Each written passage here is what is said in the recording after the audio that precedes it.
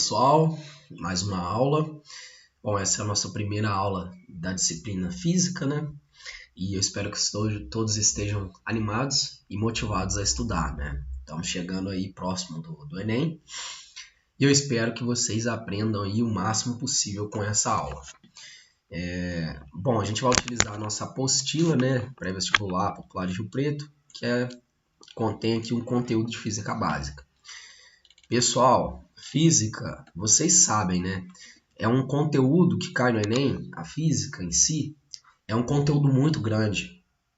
Nem teria como eu passar para vocês em aulas no Meet, porque ficariam aulas muito longas. Então, por isso mesmo, né, física e matemática eu resolvi dar videoaulas.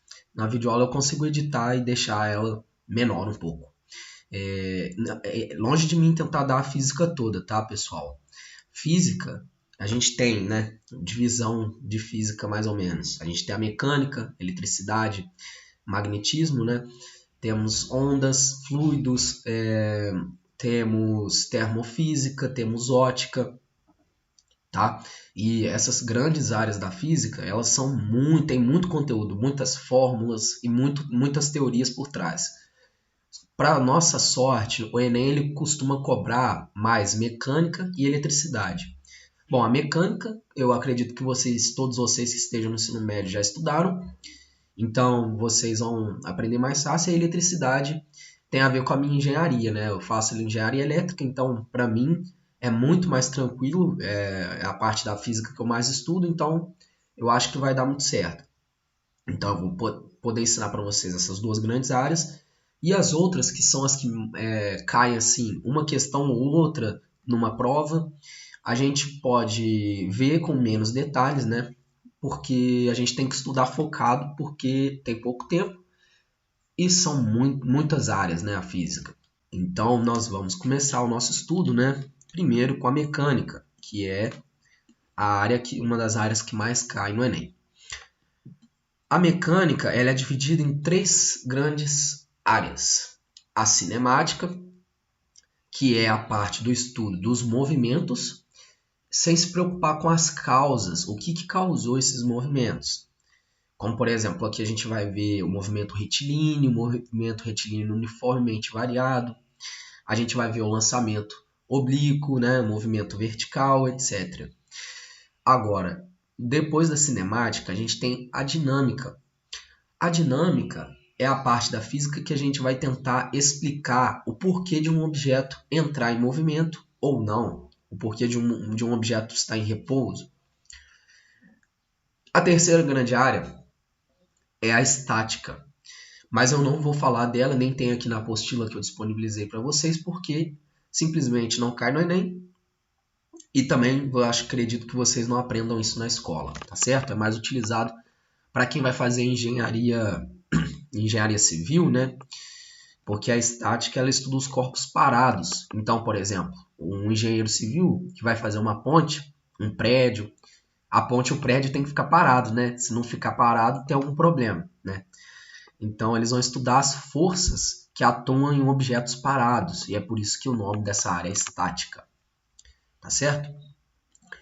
Então, como introdução à nossa cinemática, sempre que vocês estiverem estudando o movimento, né, vocês têm que se perguntar, um objeto ele está em movimento ou ele está em repouso? Essa resposta ela depende de um referencial. Bom, a gente tem que definir um sistema internacional de unidades para a gente poder medir o nosso movimento. Não é verdade? Se um japonês está estudando o movimento de uma partícula ou de um carro, por exemplo, para ele falar grandezas como velocidade, qual é a velocidade desse carro? Ele tem que usar uma medida para medir essa velocidade. As grandezas, como velocidade, direção, né, posição, elas precisam de uma unidade de medida. Você tem que falar que o carro ele percorre uma trajetória a 20, falta uma informação, que é o quilômetros por hora ou o metro por segundo. No Sistema Internacional de Unidades, temos essa tabelinha aqui, algumas dessas unidades vocês já viram, né? Comprimento, ele é medido em metro.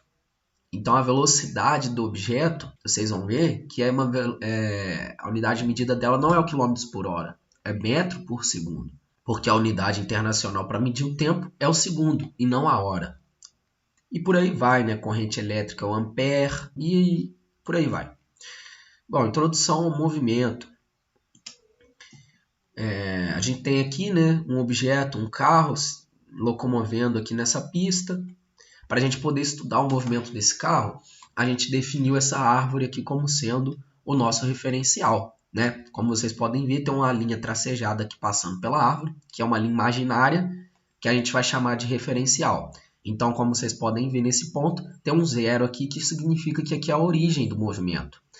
Então, para a gente falar que esse carro está a 10 metros do nosso referencial, primeiro a gente tem que visualizar esse referencial aqui. E aí a gente localiza ele no espaço. Não localiza? A gente tem essa posição S0 aqui para ele. Se ele andar mais 3 metros aqui para frente, aí a gente já vai ter outro ponto para localizar ele no espaço. Bom, para o estudo do movimento, a gente tem que fazer umas definições, não tem jeito. Essa parte aqui ela é menos interessante de estudar, né? Porque a gente tem que aprender conceitos novos.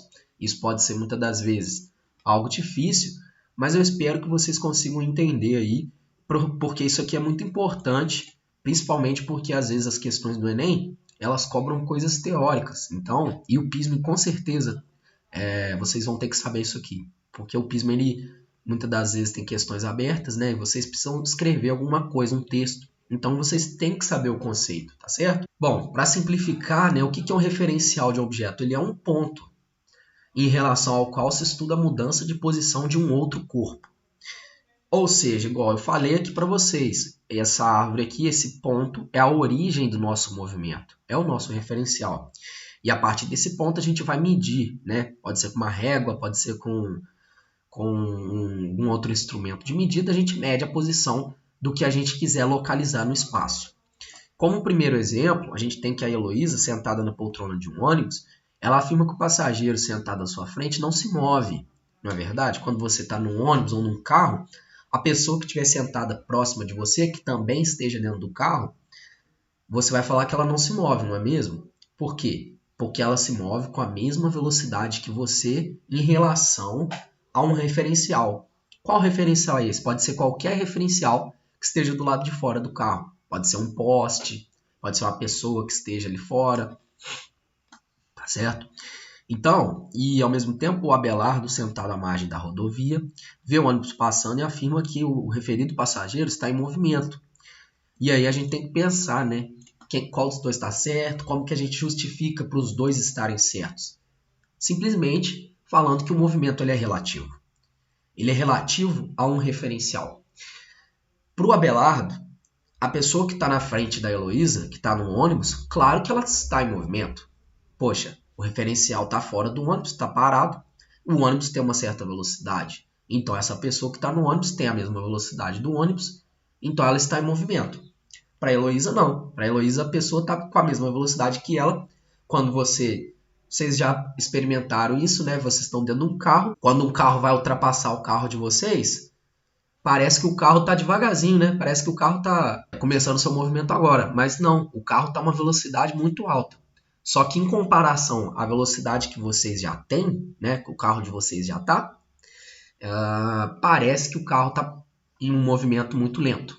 Mas é só o referencial, porque o referencial de vocês é o carro de vocês, que já estava em movimento. Ok, então uma definição importante é o movimento. O movimento, pessoal, é a mudança de posição no decorrer do tempo. Esse decorrer do tempo aqui é fundamental. E ele também tem que ser em um dado referencial. A posição S de um objeto, né, a forma mais geral para descrever a posição de um objeto é usando vetores. Gente, isso aqui é fundamental. Vocês têm que saber o que é um vetor. O vetor posição sempre parte da origem do referencial e vai até a posição do objeto em análise. Então, como eu disse, vocês têm que entender a diferença de um vetor para um escalar. Na natureza, né, existem dois tipos de grandezas físicas, né? As grandezas escalares e as grandezas vetoriais. Vocês têm que anotar isso, tá? Isso é importante. Uma grandeza escalar é uma grandeza que com duas informações você consegue definir ela completamente. Eu vou dar um exemplo, vocês vão entender. Temperatura. Quando alguém pergunta para você qual a temperatura que está fazendo hoje, você vai falar para ela, são 34 graus Celsius. Duas informações. O 34 e a unidade de medida, que é o grau Celsius. Grandezas vetoriais, você precisa de 4 informações para definir ela. Você precisa também da unidade de medida, você precisa do número, né, que é a magnitude dessa grandeza, você precisa de uma direção e de um sentido. Por exemplo, velocidade. Quando você fala qual a velocidade daquele carro, se você falar 20 km por hora, só igual como se fosse uma grandeza escalar, você não definiu o movimento do carro. Por quê? Porque aí a pessoa vai perguntar, bom, mas é 20 km por hora. Nessa direção, nesse sentido, da esquerda para a direita, da direita para a esquerda, entendeu? Você precisa de 4 informações. Então, uma descrição correta seria, bom, o carro está a 20 km por hora na direção para frente, no sentido sul para norte, ou no sentido de trás para frente, vocês precisam definir também o seu referencial. Em relação a você, que é o referencial, o carro estava a 20 km por hora na direção vertical de trás para frente. Então, gente, primeira coisa que a gente tem que fazer para poder começar a estudar o movimento é diferenciar dois tipos de grandezas, né? Na física, a gente tem basicamente dois tipos de grandezas. A gente tem as grandezas escalares e a gente tem as grandezas vetoriais. E qual que é a diferença entre uma e outra? Na grandeza escalar, a gente tem um módulo que é a mesma coisa que intensidade. Módulo e intensidade é a mesma coisa. E a gente tem uma unidade de medida. Na grandeza vetorial, a gente tem um módulo, tem a unidade de medida, mas a gente também tem uma direção e um sentido. E aí, com exemplo, fica muito fácil de a gente entender isso. Bom, exemplos de grandezas escalares: temperatura, tempo e energia. A notação disso, né? Temperatura T igual a 5 graus Celsius. Para por aqui. Notação, né? O tempo igual a 6 segundos. A gente só tem um módulo, que é 6, e a unidade de medida, nesse caso é segundos. E aqui em cima também, 5 e graus Celsius.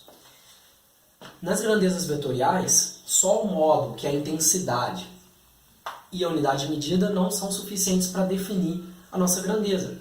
Por exemplo, a velocidade de 5 metros por segundo, ela é para a direita ou para a esquerda? Para cima ou para baixo? A gente precisa definir, então, a direção. Bom, a direção pode ser horizontal, vertical ou diagonal, por exemplo. Né? E a gente precisa também de um sentido. No exemplo, né, de força, uma força de 7 newtons. Essa força está sendo aplicada nesse sentido, né, na direção horizontal, com o sentido da minha direita para a esquerda, ou está sendo aplicado na horizontal, da esquerda para a direita? Faz toda a diferença, não faz? Tem um sentido de uma força? Então, o sentido é muito importante também, né? Por exemplo, da esquerda para a direita. E outro detalhe também na notação é que para a gente diferenciar a grandeza vetorial da escalar, a gente coloca essa seta aqui em cima para mostrar que ela tem uma direção e um sentido. Então, como a grandeza escalar ela é diferente da grandeza vetorial, logicamente, para a gente poder trabalhar com essas grandezas, a gente vai precisar de uma matemática diferente para cada uma. Na grandeza escalar, o que a gente trabalha, o que são as grandezas escalares? Elas são números. Então, A matemática que a gente vai usar para poder trabalhar com ela é a matemática que vocês já conhecem, né? Soma vai ser soma de números, subtração de números, divisão de números. Então, um exemplo. Numa sala, a temperatura inicial era de 30 graus Celsius. Após certo tempo, houve um aumento de 5 graus na sala. E qual é a temperatura final, então, da sala? Bom, acredito que todo mundo saiba resolver, né? Se a temperatura inicial era de 30 graus Celsius e houve um aumento, aumento é a soma, né? Houve um aumento de 5 graus Celsius. Então a temperatura final, vou chamar de T, é 30 mais 5 igual a 35. Tem que pôr a unidade, gente. Graus Celsius. Então está aqui. A grandeza escalar é simplesmente números. Então vocês podem somar do jeito que vocês estão acostumados. E no final vocês colocam a unidade, porque são duas coisas que definem as grandezas escalares, né? Magnitude e unidade. Bom, agora a gente vai falar um pouco sobre as grandezas vetoriais. E uma grandeza vetorial, né? Elas não são números. Esse que é o detalhe mais importante aqui dessa aula. As grandezas vetoriais são vetores.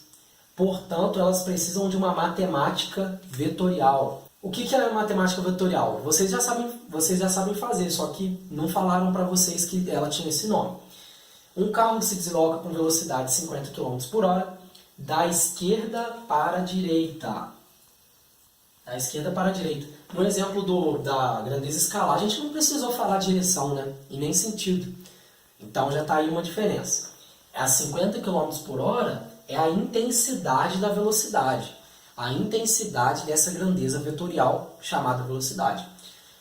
Intensidade a gente tinha aqui, né? A intensidade da grandeza escalar temperatura é 30 e a unidade medida graus Celsius.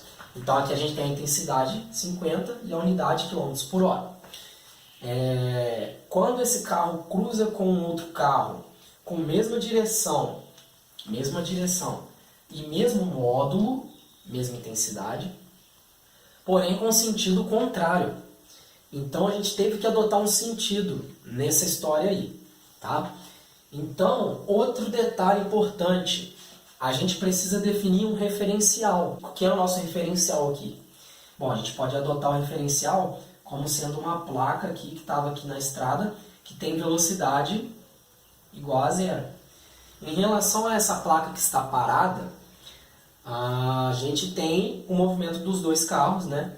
E a gente indica por essa setinha aqui. O primeiro carro tem a velocidade V1 e o segundo carro V2. V1 está apontando da esquerda para a direita, V2 da direita para a esquerda. Isso a gente pode ver mais claramente aqui. V1 é um vetor, coloque a seta em cima. V2 também é um vetor, velocidade. O módulo do vetor a gente desenha como sendo o corpo da seta. Vamos imaginar que isso é uma flecha, né? Então, o tamanho aqui do corpo diz pra gente a intensidade da grandeza. No caso, a velocidade, no enunciado falou que eles têm a mesma velocidade, então o tamanho do corpo da flecha aqui para ambos tem que ser igual. Tá vendo? A direção é dada também pelo corpo da flecha. Tá vendo que o corpo da flecha aqui está na horizontal? Se a flecha tivesse com um corpo assim, seria direção vertical. O sentido é dado pela ponta da flecha. O sentido é da esquerda para a direita em V1, então a ponta da flecha está aqui. O sentido do V2 é da direita para a esquerda, ponta da flecha para cá. Então, é basicamente isso, esse exemplo. Espero que tenham entendido como que a gente representa os vetores. Agora, no Sistema Internacional de Unidades, o metro é a unidade de medida para a posição. Bom, a trajetória de um objeto é o conjunto das diferentes posições que um corpo ocupa em um dado intervalo de tempo. Então, esse carro aqui que está descrevendo esse movimento nessa pista, a sua trajetória em relação a essa árvore, que é o nosso sistema de referência, ora, ela estava aqui num dado intervalo de tempo. Então a gente coloca um vetor, que é uma flecha, tá vendo essa flechinha aqui, com uma ponta aqui, que estava saindo da origem e indo até o objeto. Esse vetor serve para medir a posição do objeto. E aí, com o passar do tempo, a posição dele mudou. Por que que mudou? Porque ele tinha uma velocidade, ele não estava parado, então essa posição vai mudando ao longo do tempo, e o conjunto dessas flechas aqui que ligam o objeto, né, em relação a esse referencial, vai ser a sua trajetória. A posição escalar é o vetor da distância com sinal positivo ou negativo, dependendo do sentido adotado. Essa distância é medida sobre a trajetória entre o móvel e a origem do referencial. Em geral, começamos a contar o tempo no t igual a 0. Isso vai facilitar muito os cálculos e vocês vão ver o porquê mais para frente. Quando o móvel está na posição que definimos como inicial, adotada por S0. Bom, pessoal, e quando a gente fala de movimento, né, a gente precisa ter um referencial. E porque o movimento ele é uma grandeza que é relativa. Dependendo do referencial, a gente vai poder falar que o mesmo objeto ora está em repouso e ora está em movimento. Por exemplo, eu desenhei uma mosquinha aqui voando, eu adotei como referencial esse ponto, né? Referencial para nós aqui na física sempre vai estar relacionado a um plano cartesiano, a um eixo y e a um eixo x. E aqui a origem, que é o zero, né? Nosso zero. Bom, se você olhar para esse objeto que a gente vai querer descrever o movimento dele, ele vai ter uma posição relativa ao eixo x, essa é a posição dele em relação ao eixo x, marcar aqui, vou chamar de x0, e ele também tem uma posição em relação ao eixo y, y0. Mas esse negócio de x e y aqui, para vocês não confundirem, imagina que a gente está olhando para o meu quarto aqui, e vocês aí na sala, no quarto de vocês podem olhar. As paredes, né, elas sempre se conectam com as outras como se fosse um plano cartesiano. Você tem o comprimento, que está nessa direção, e você tem a altura, que vai ligar a parede lá no teto. Certo? Isso é o que a gente chama de plano. Uma figura plana, ela tem duas dimensões. Primeiro, na geometria, o objeto de uma dimensão, que todo mundo aí já conhece, né, é a reta. A reta é um objeto geométrico que tem uma dimensão. Não é verdade? Só tem comprimento, não tem altura e não tem profundidade. O plano, 2D. O plano, pessoal, ele tem 2 graus de liberdade. Tá? A reta tem 1 grau de liberdade, uma dimensão.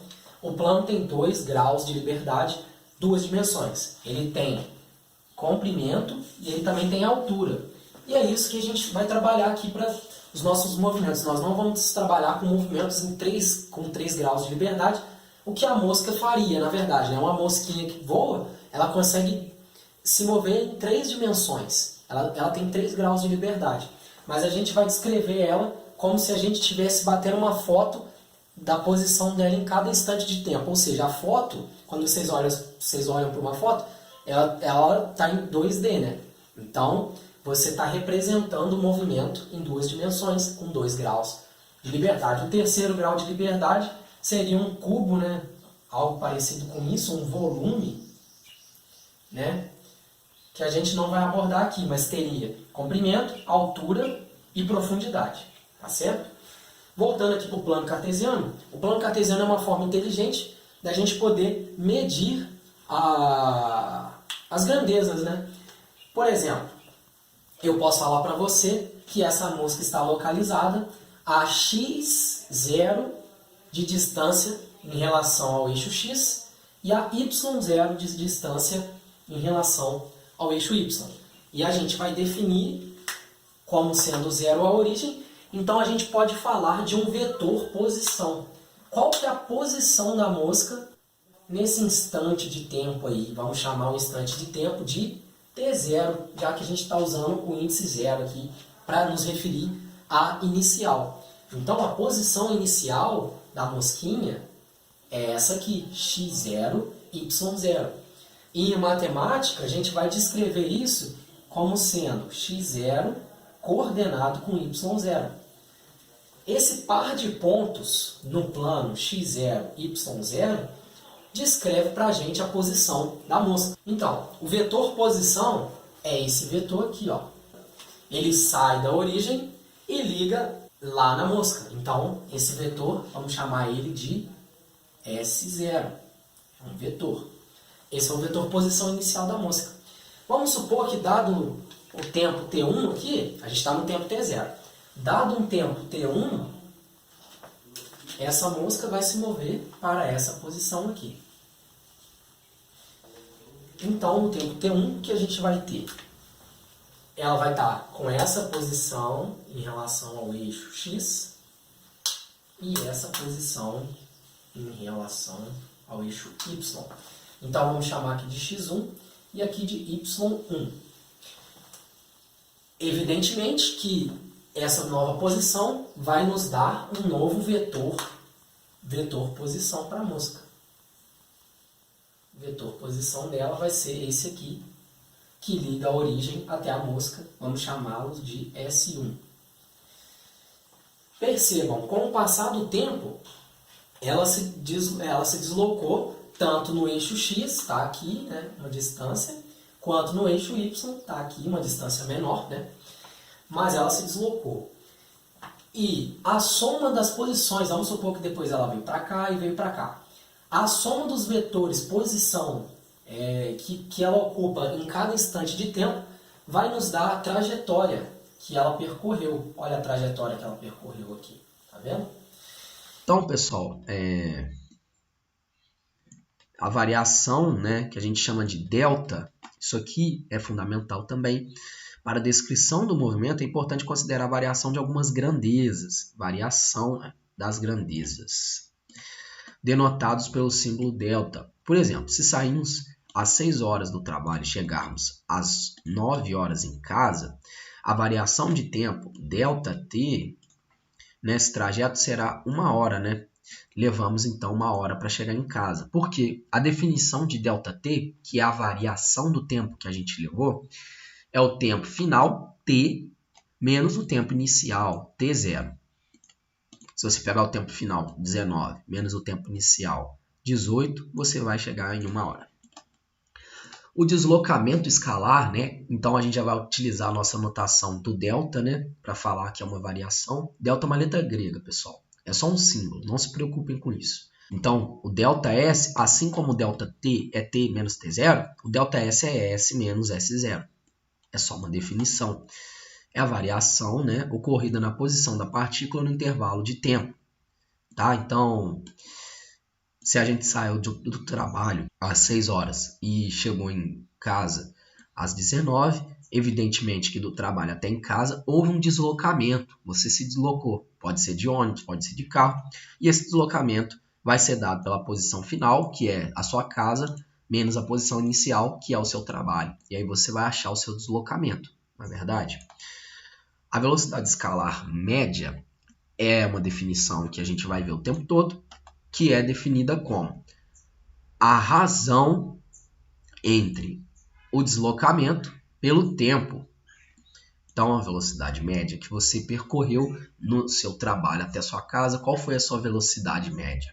A sua velocidade média nada mais é do que o deslocamento que você fez dividido pelo tempo. Vê se essa definição faz sentido para vocês.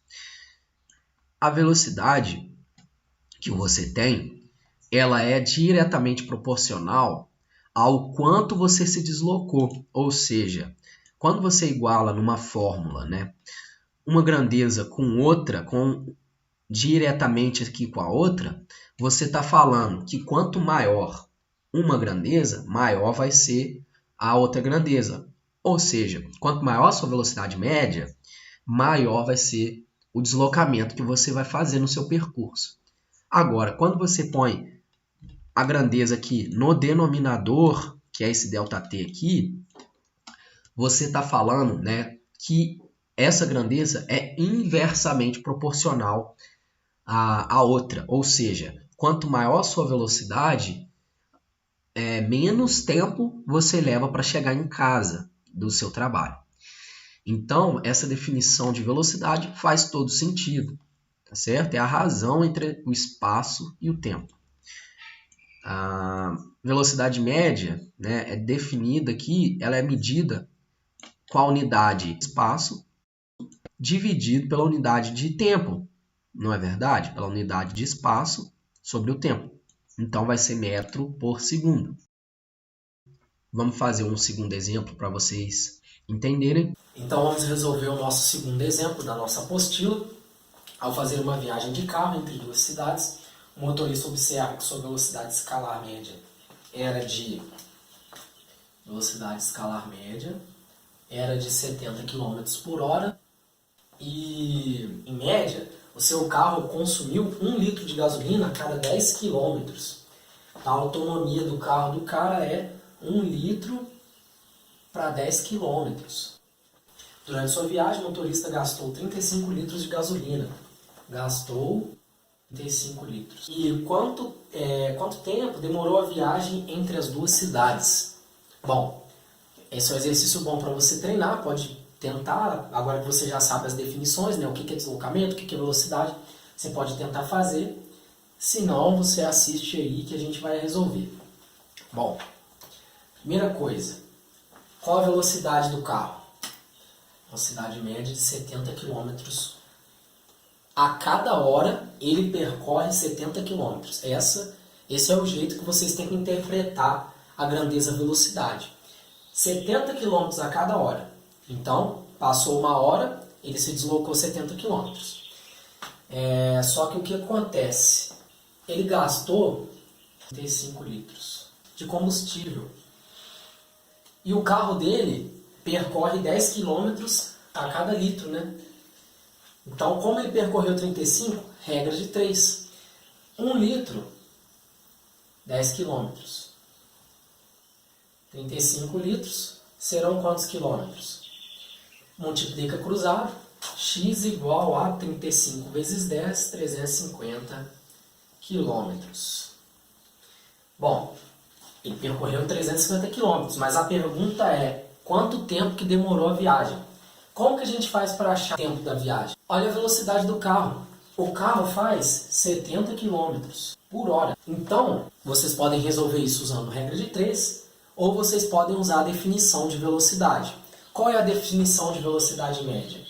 Bom, velocidade média é a variação do espaço pela variação do tempo.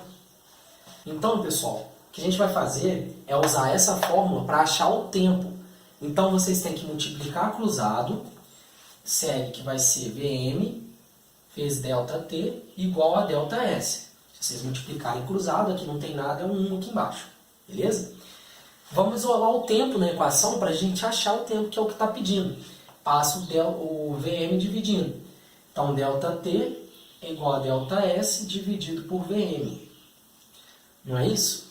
A partir dessa equação, a gente vai achar ΔT igual. ΔS é o deslocamento que ele teve. Ele se deslocou 350 km. Velocidade média foi dada, 70 km por hora.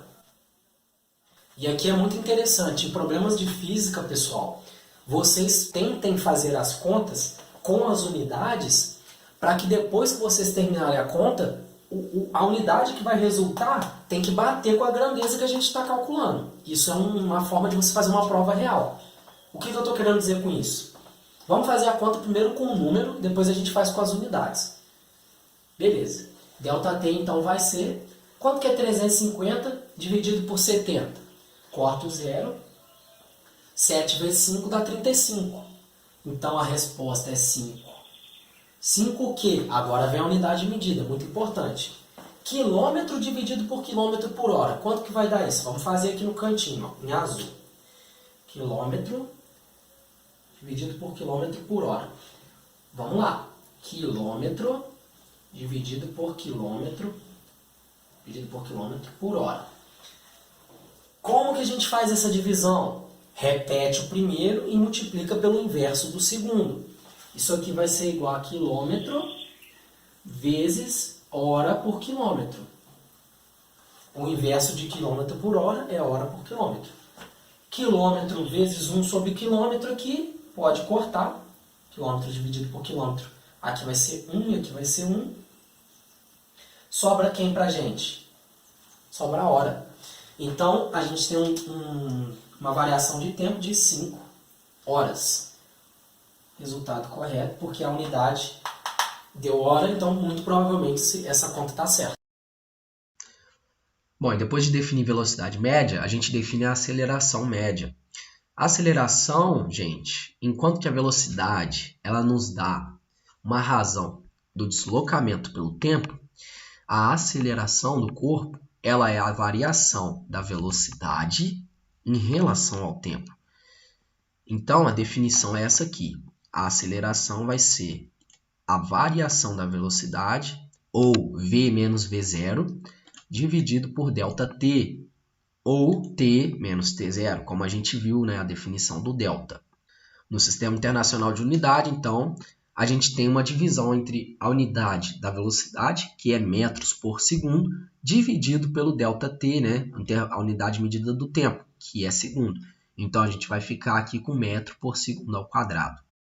Bom, e com esse exemplo aqui de uma bola, né, que foi chutada, e ela saiu da posição S0 e foi até a posição S, a gente consegue definir todas as grandezas do movimento que a gente vai trabalhar. Primeiro é o próprio deslocamento, né?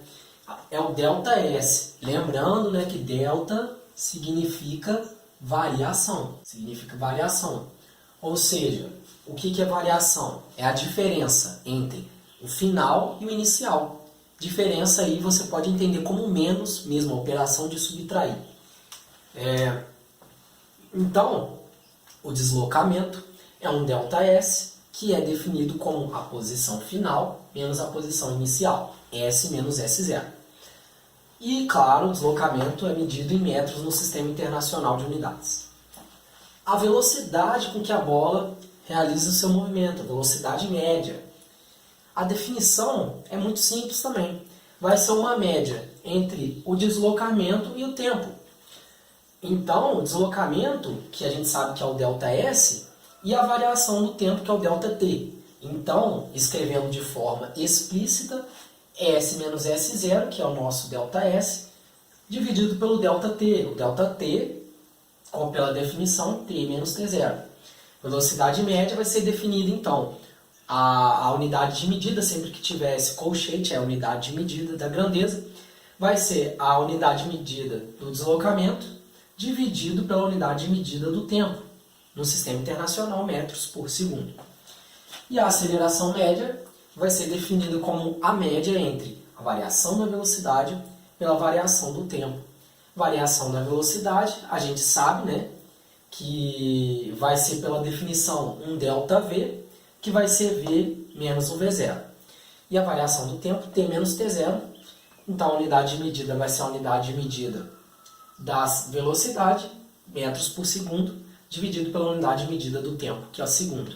Então, metro por segundo dividido por segundo.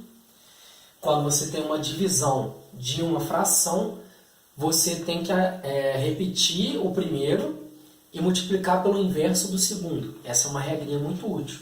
Isso aqui você repete o primeiro e multiplica pelo inverso do segundo. O inverso de S é 1 sobre S. Então, metro vezes 1 metro, segundo vezes segundo, segundo ao quadrado. Então, gente, vamos fazer a classificação dos movimentos. Porque o movimento ele pode se dar de muitas formas. E o que o ser humano faz? O ser humano ele tenta classificar as coisas da mesma forma que em biologia. Você tem lá o corpo humano, você tem um nome para cada pedacinho do corpo, né? Cada função tem o seu nome, a gente vai fazer isso para o movimento também. Então a gente pode classificar ele quanto à forma, né, da trajetória dele, como letra A, retilíneo. O movimento retilíneo é quando você tem um objeto que faz uma trajetória reta. Isso é bem intuitivo, né? Curvilíneo é quando o objeto faz curva. A gente pode classificar quanto ao sentido do percurso.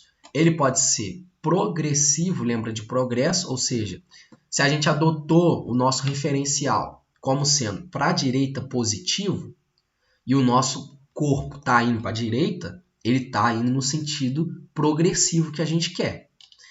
Agora, retrógrado seria o objeto ir no sentido oposto ao que a gente definiu como positivo. Então, se a gente adotou da esquerda para a direita, né, na minha esquerda para a direita, como positivo, e o objeto está indo para trás, então ele está indo numa trajetória retrógrada. O movimento dele é retrógrado. E aí a gente pode classificar também o movimento quanto à variação do módulo da velocidade, ou seja, o movimento ele pode ser uniforme quando a velocidade é constante no tempo. Ou seja, você está lá no trem e o trem, né, o ônibus, né, ele está se movendo com uma velocidade constante. Então você consegue ficar em pé nele sem se segurar em nada, se ele tiver com uma velocidade constante, o movimento dele for uniforme. E aí você tem um tipo de movimento que é uniformemente acelerado. Quando o módulo da velocidade ele aumenta uniformemente. A aceleração e a velocidade têm o mesmo sentido, têm o mesmo sinal. Alguns exemplos são um trem que sai de uma estação, uma pedra que cai do alto de uma construção e etc. Então você tem aqui o trem, ele tem uma velocidade aqui nesse sentido e ele tem uma aceleração também nesse sentido. Ou seja, imagina que você está no ônibus e o ônibus está saindo do repouso. Então você vai tender a cair para trás, porque o seu corpo ele vai tender a permanecer em repouso, só que o ônibus está se movimentando por debaixo das suas pernas, né? Então a tendência é que você caia para trás. E esse é o movimento uniformemente acelerado. Você vai ter um movimento uniformemente retardado. Essa palavra é até engraçada, né? Mas existe um movimento retardado. Quando o trem está se movendo com uma velocidade num sentido e aí ele freia, por exemplo. Quando ele freia, a aceleração dele é com o sentido contrário da velocidade. E aí a tendência é você ser jogado para frente, né? Continuar o movimento que você estava. Então isso a gente vai ver mais para frente em leis de Newton. Então é isso, pessoal. A primeira parte, né? Agora a gente vai estudar alguns movimentos básicos que sempre caem no Enem, que são muito importantes. O primeiro deles é o movimento uniforme.